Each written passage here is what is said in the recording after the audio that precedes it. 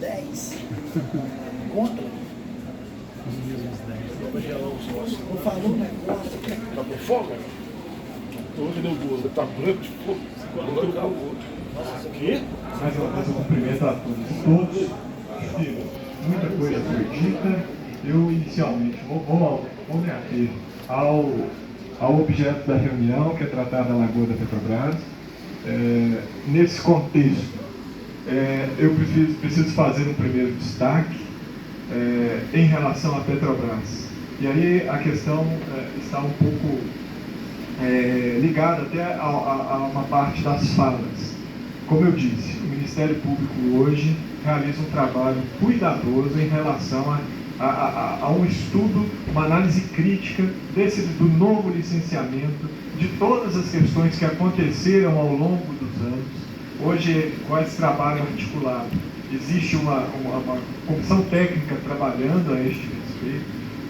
Eu tenho, desde que cheguei a Ibirité em janeiro de 2022, insistido muito, primeiro identificando os maiores problemas da comarca, e eu entendo que a questão da Lagoa da Petrobras é um problema importantíssimo, mesmo porque ele é a síntese de várias deficiências, que alcança inclusive não só Ibirité, mas também Sarzedo, e chegando até mesmo a Betim. Então, nesse aspecto, em relação à Petrobras, o que tenho a dizer neste momento? Eu não farei maiores comentários agora, porque nós temos esse trabalho técnico em andamento que precisa ser concluído, e aí nós, promotores, eu por Ibirité, a doutora Carolina por Betim, o doutor Carlos Eduardo, que é o coordenador geral do CAOMA do Ministério Público, e o doutor Lucas Pardini, que é o coordenador da Regional do Veias e Paraupeba, nós em conjunto estamos trabalhando a esse respeito. Teremos momento para dar o trabalho em continuidade. Aí eu quero fazer um comentário. No sistema ambiental brasileiro existem 3 esferas de responsabilização. A esfera administrativa, que basicamente o ente licenciador que refere a licença e fiscaliza o cumprimento das condicionantes. Essa, digamos, seria a primeira camada de atuação de proteção ambiental. Aí são todos os órgãos de proteção ambiental engajados nesse trabalho. Então essa é a atuação administrativa, que o Ministério Público atua como um fiscal, participando, entendendo, dando contribuições pela via da recomendação. Ele tem uma articulação que eu busquei fazer desde que cheguei aqui. Nós temos uma segunda camada, que é a camada da responsabilidade civil ambiental, que é exercida pelo Ministério Público, mas também por entidades da sociedade civil que tem legitimidade, inclusive, para propor ações civis públicas. E aí essa camada, essa atuação da responsabilidade civil ambiental pelo Ministério Público vai visar o quê? Incrementar obrigações que o Ministério Público eventualmente entenda que foram insuficientes fixadas pelo órgão ambiental. No espectro ali, o Ministério Público não é órgão ambiental, mas no exercício da sua atribuição, seja pela ação civil pública, seja pela via do acordo, do termo de ajustamento de conduta, o Ministério Público, identificando que há atos de poluição, atos ilícitos não remediados no contexto da licença, ele pode e deve, identificados esses fatos, buscar solução para eles pela via do termo de ajustamento de conduta ou de uma ação civil pública. Essa é a segunda camada. E a terceira camada é a camada penal, que também cabe ao Ministério Público exercer pelo oferecimento da ação penal pública. Aí, para os senhores entenderem bem, é quando não foi eficiente a tutela administrativa, não foi eficiente a tutela civil, resta a tutela penal. E o Ministério Público, para tanto, ele precisa fazer uma investigação e compreender que houve a prática de um fato típico, ilícito e culpável e atribuir a alguém um crime ambiental. Eu estou dizendo essa resposta em razão de uma crítica, né? Eu acho que a gente, num dia como hoje, é muito importante ter essa interação. Eu acho que o Ministério Público, não só a Petrobras, a Copasa, os municípios, mas o Ministério Público também tem que ter um diálogo franco, receber críticas. Isso faz parte do aperfeiçoamento institucional mesmo. Mas então, por isso que estou anunciando aos senhores que a responsabilidade penal ambiental é também um dos espectros de trabalho do Ministério Público, só que depende dos seus requisitos, e hoje também ele é focado no diálogo, porque se existe desde a transação penal, a suspensão condicional do processo penal, o acordo de não persecução penal. Então vejam, o diálogo, claro que o diálogo de boa-fé, leal, efetivo, ele é premissa do nosso sistema hoje, e penso que a gente precisa ter uma atuação extremamente técnica e eficiente em todos esses segmentos, em todos esses aspectos da tríplice responsabilização, e o Ministério Público, tendo elementos para isso, fará, não tenho dúvida. Mas temos uma atuação extremamente responsável, focada no objetivo, e leio também que quando a comunidade fala, poxa, e o que o Ministério Público fez na área penal? É justamente o sentimento, olha, não está dando certo o que foi feito nas outras áreas, olha a situação da Lagoa como está. A fala é essa, olha a situação do nosso esgoto como está. Não está dando certo só isso, o que mais faremos? Né?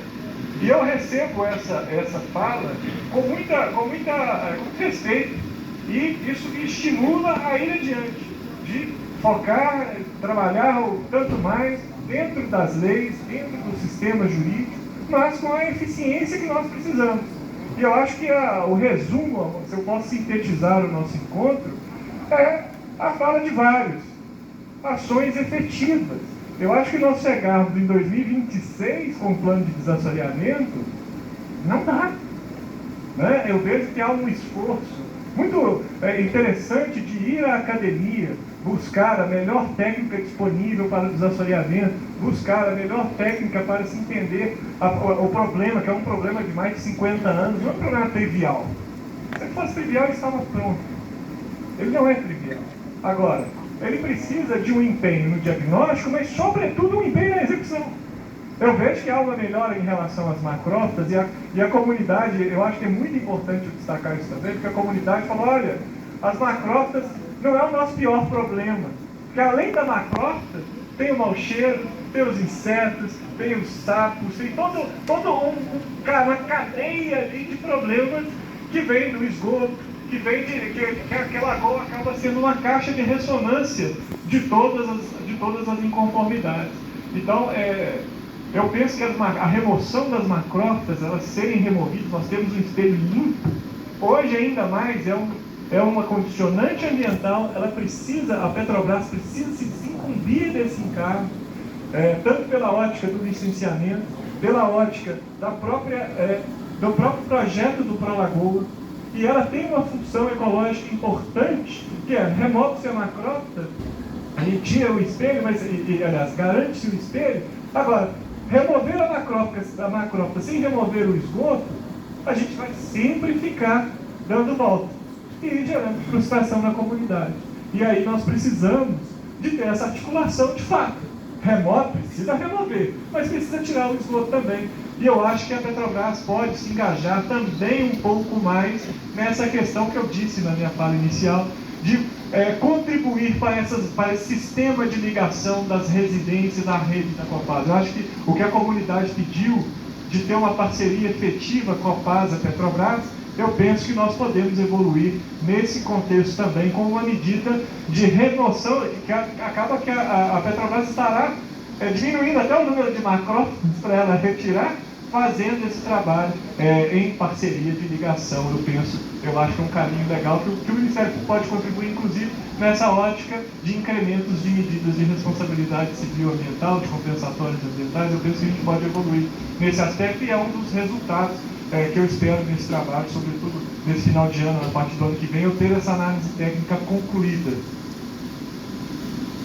Para a Copasa, eu gostaria de fazer uma fala final, destacando o dispositivo do artigo 3º-B, que veio do marco do saneamento. O parágrafo único, eu acho ele bem importante da Copasa ter clareza como um parâmetro normativo. Ele diz o seguinte: nas zonas especiais de interesses sociais ou outras áreas do perímetro urbano ocupadas predominantemente por população de baixa renda, o serviço público de esgotamento sanitário, realizado diretamente pelo titular ou por concessionário, inclui conjuntos sanitários para as residências e solução para a destinação de efluentes, quando inexistentes, assegurada a compatibilidade com as diretrizes da Política Municipal de Regularização Fundiária. Por que eu acho importante a gente destacar esse dispositivo? Porque, pelo menos na leitura que faço, eu acho que é um parâmetro normativo seguro para a Copasa ir para muito além do sistema tradicional de fazer a rede de interceptores e fazer a ligação individual das casas e ter que esperar, por exemplo, correções de áreas de fundos de vale para que essa linha tradicional funcione. Nós temos, pelo menos pelo Prolagoa, ele identifica cerca de 28 fundos de vale que precisariam ser tratados. Alguns com desapropriação, outros muitos sem desapropriação. E eu penso que essa questão da correção dos fundos de vale, que é uma obrigação municipal e que precisa ser desincumbida também, ela precisa ser executada para esse método tradicional, mas eu penso que a Copasa podia, sobretudo a partir também dessa normativa, pensar em soluções conjuntas, soluções fora desse método tradicional. Né? E, sobretudo, nas áreas das populações de baixa renda, das áreas de maior adensamento populacional, maior dificuldade de passagem da linha de coleta e da própria ligação da rede. Eu acho que faria bem para nós termos, claro, o projeto principal, a quarta etapa da implantação da estação de tratamento e a rede primordial, digamos assim, a principal é a tradicional mesmo, mas sobretudo nas nossas áreas de maior adensamento populacional, nós vamos precisar de soluções inovadoras. E, se por um lado o marco do saneamento nos trouxe alguns problemas, por outro lado ele trouxe uma bela solução com esse dispositivo de já dar esse aviso. Então esse aspecto me parece importante, até como forma de dinamizar ou evitar eventuais tratamentos que por vezes estejam por demais demorados, por também dificuldades, né? Basta dizer que nós temos enormes desafios geológicos, geotécnicos, de períodos de chuva, de movimentos de massa. O período de chuva já está chegando e essas áreas de fundo de vale são essas áreas também muito propícias a riscos de escorregamentos, né? E que precisam ser removidas, resolvidas. Dou uma breve nota, o Ministério Público inclusive já entrou com uma ação civil pública, conseguimos uma vitória em primeira instância para obrigar o município e o Estado de Minas Gerais a fazer essas correções dessas áreas. E aguardamos hoje o pronunciamento do Tribunal de Justiça para confirmar a sentença, que é o que nos espera. Que nós esperamos porque saltaríamos de patamar em termos dessas questões de riscos geológicos, geotécnicos. Infelizmente, nós estamos em mais um período chuvoso e a população segue em risco. Então, eu gostaria de deixar essa nota, me parece relevante. Agora, falando rapidamente aqui para não me estender muito, eu acho que a gente precisa, a quinta promotoria, ela precisa ter um relacionamento mais próximo com a comunidade, no sentido, o Ministério Público não tem capacidade de atendimento de virar uma central de atendimento no lugar da Secretaria de Obras, no lugar do Serviço de Atendimento ao Cliente da Copasa, no lugar da Secretaria de Meio Ambiente. Esse nem é o papel do Ministério Público. Agora, cabe ao Ministério Público fiscalizar o funcionamento adequado destes órgãos. Em que sentido? Se a população entrou em contato com o município, aí eu peço para tentar formalizar, pegar número de protocolo, ou mandar por escrito. Existe o sistema de ouvidoria municipal que ele ajunta todas essas demandas. Mas, por exemplo, o cidadão ligou na prefeitura, ligou na Copasa, reclamando da deficiência do serviço. Nada foi feito. Eu preciso que os senhores registrem um protocolo ou um e-mail e, em seguida, enviem à promotoria, após o não atendimento, após a omissão, para que a promotoria de justiça consiga fiscalizar o atendimento ao povo. Vejam, há uma diferença, não é que o Ministério Público vai ser o primeiro a ser acionado, não é, porque quem tem a responsabilidade de solucionar o vazamento, solucionar o problema específico, é a Copasa ou a prefeitura. Agora, cabe à promotoria fiscalizar a eficiência desses órgãos. Então, eu vou só destacar aqui os nossos telefones. Nós temos o 3533-6036, o nosso e-mail é o 5pj-ibirité, tudo junto e por extenso, né? 5, número 5, pjibirité@mpmg.mt.br. E temos o sistema de ouvidoria do MP, que talvez seja o mais fácil, que é só jogar no Google, MPMG ouvidoria, o cidadão vai achar o link e vai mandar uma reclamação falando, olha, procurei a prefeitura, procurei a Copasa no dia tal, está vazando, está com problema X, não resolveu, eu preciso que o Ministério Público fiscalize a atuação do órgão público incumbido de resolver o problema. E aí, por esses meios, eu acho que a gente pode acelerar até a solução de casos, e eu deixo esses canais da promotoria abertos a todos vocês. Né? 3533-6036. E o e-mail é 5pjibirité@mpmg.mp.br. Um último, já caminhando para o encerramento, mas dentro ainda do escopo da reunião, a Petrobras hoje informou sobre a possibilidade de financiamento de projetos sociais, né, com inclusive uma linha voltada para Ibirité, com participação específica, né, de Sarzedo, Ibirité. Eu penso que a comunidade poderia considerar, assim, com bastante atenção, apresentar projetos nesse escopo. Eu acho que pode ser um caminho interessante. Foi muito dito, e é um dos problemas até do assoreamento, tem muito a ver com a chegada de entulhos, vindos de vários lugares, resíduos de construção, lixos que não foram devidamente coletados. Nós temos, por exemplo, em Sarzedo, a Acamar, né, que é uma associação de catadores, né, de materiais recicláveis. Ibirité também tem. O que eu penso? São ações, por exemplo, se a gente conseguisse mobilizar os catadores, se a gente conseguisse mobilizar toda a engrenagem do sistema de logística reversa, né? Que é isso? É o pessoal que cuida do resíduo para fazer reaproveitamento, reciclagem. Se essas pessoas, eu acho que podia ser muito importante, as pessoas que têm engajamento com essas áreas sociais, pensarem em apresentar projetos dentro desse escopo de reciclagem de materiais, de remoção de resíduos sólidos urbanos, para a gente ter mais alternativas, mais músculos, mais pernas, sobretudo pela via, eu penso muito da associação dos catadores, talvez um galpão maior, talvez novos materiais, talvez mais novos aperfeiçoamentos, apresentar projetos dentro desse escopo, nessa oportunidade desse edital.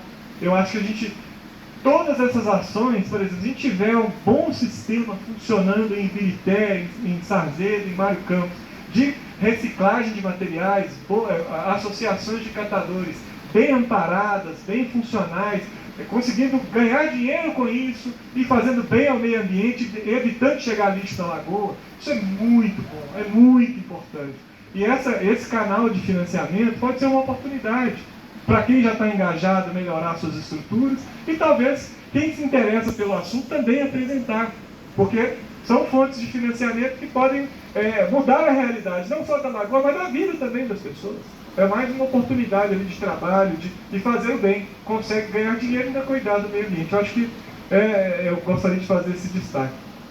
Aí, caminhando agora para o fechamento da minha fala, então essas questões, por exemplo, o esgoto vazando, né, igual foi noticiado aqui, a gente precisa ter acesso a essas informações, mas depois de que provocada, por exemplo, a Copasa. Para o Ministério Público não pode ser uma secretaria de órgão do município ou da Copasa. Não é esse o nosso papel, mas é o nosso papel fiscalizar o trabalho deles. Agora, uma questão também, estava me esquecendo, e é uma questão mais complicada, e eu coloco à disposição a promotoria para todos aqueles que demonstraram assim, uma grande insatisfação em relação à cobrança integral, a cobrança pela coleta de esgoto, não tendo o serviço totalmente implementado. Nós temos uma investigação a esse respeito, existe uma ação civil pública, inclusive já em andamento em Sarzedo, mas nós temos o seguinte problema, que eu gostaria de compartilhar com os senhores. Existe hoje uma regulamentação estadual da ARSAI, delimitando